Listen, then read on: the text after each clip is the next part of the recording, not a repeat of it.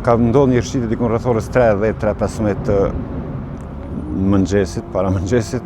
Jemi në kilometrin e 27 në autostradën Ibrahim Rugova nga Prizreni në drejtim të Prishtinës, që nga ora 3 e mëngjesit, ky segment rrugor është i bllokuar për shkak të rrëshqitjeve të dheut.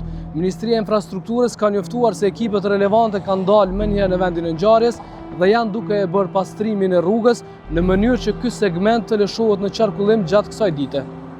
Jemi në kilometrin 27 të autobusit Ibrahim Rugova në drejtimin e Morin Vërnis Prishtinë.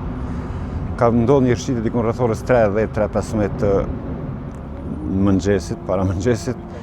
Kemi qenë të informuar në kohë dhe marrë masa të gjitha për të mobilizuar ekipet, për të mobilizuar ekipin inxhinierik. Fillimisht policia ka vendosur elementet sigurisë që të mos vijë deri te ndonjë aksident. Pastaj ne kemi dalë në teren diku rreth orës 7:30 me ekipin inxhinierë për të shqyqur situatën se çka ka ndodhur. Diku 8:15 ka ardhur kompania plotësisht e mobilizuar me gjitha kapacitetet e veta dhe kemi filluar rehabilitimin.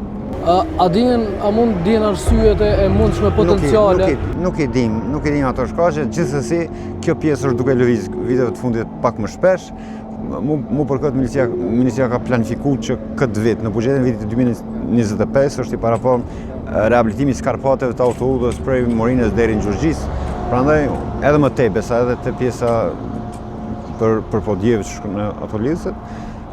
Si vjetë do të bëhet intervenimi më gjithëpërfshirës në gjitha skarpatet e autoudhës, lëvizjet po na ndodhin, rrëshqitjet po na ndodhin, prandaj është e domosdoshme një rehabilitim më gjithëpërfshirë. Është pothuajse sa u bën 15 vite që në funksion, prandaj edhe.